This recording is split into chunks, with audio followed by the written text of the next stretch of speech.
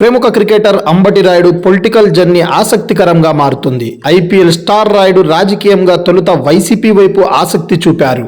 ఆ పార్టీ నుంచి ఎన్నికల బరిలో నిలుస్తారని ప్రచారం వేళ పవన్ వైపు నిలిచారు. జనసేన స్టార్ క్యాంపెయినర్గా పార్టీ ప్రకటించింది. కానీ ఇప్పుడు మరోసారి తన నిర్ణయం మార్చుకున్నట్లు కనిపిస్తుంది.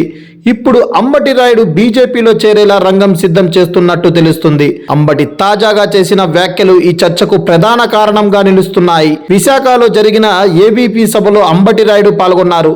బీజేపీ పైన తన అభిమానం చాటుకున్నారు. పలువురు ప్రముఖులు క్రికెటర్లు బీజేపీలో కొనసాగుతున్నారు.